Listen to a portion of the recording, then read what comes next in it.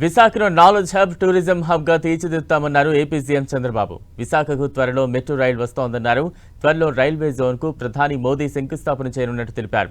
విశాఖను ఏపీకి ఆర్థిక రాజధానిగా డెవలప్ చేస్తామన్నారు సీఎం చంద్రబాబు. తూర్పు నౌకాదళం విశాఖలో ఉండటం రాష్ట్ర ప్రజలు అదృష్టమన్నారు సీఎం. ముంబై దేశానికి ఏ విధంగా అయితే ఆర్థిక రాజధానో, మన విశాఖపట్నం ఆంధ్రప్రదేశ్ రాష్ట్రానికి ఆర్థిక రాజధాని.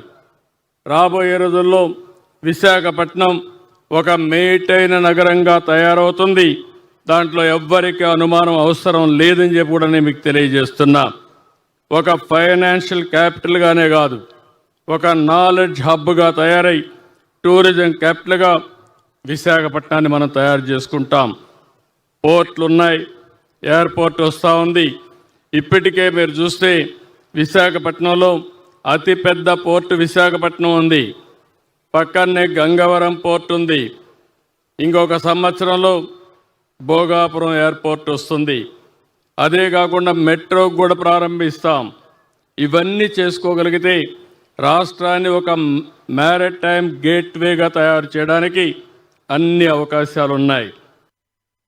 అదే మాదిరిగా విశాఖపట్నంలో గ్రీన్ హైడ్రోజన్కి ఫస్ట్ ప్రాజెక్ట్ ఏదైతే ఎన్టీపీసీ ఆంధ్రప్రదేశ్ గవర్నమెంట్ ద్వారా జెన్కో ఇద్దరు కలిసి జాయింట్ వెంచర్కి ఫౌండేషన్ వేసే పరిస్థితికి వచ్చారు.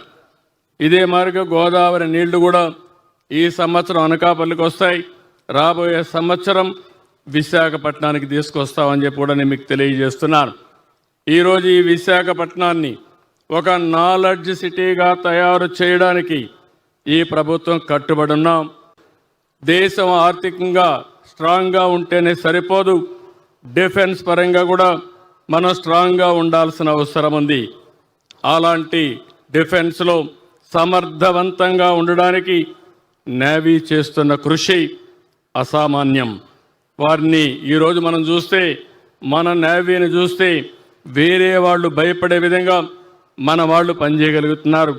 ఆ విధంగా ప్రాణాలు కూడా లెక్క పెట్టుకోకుండా దేశాన్ని కాపాడడానికి పోరాడే నేవీని పేరున ప్రతి ఒక్కరిని అభినందిస్తున్నానని చెప్పి మీకు అందరికీ తెలియజేస్తున్నా.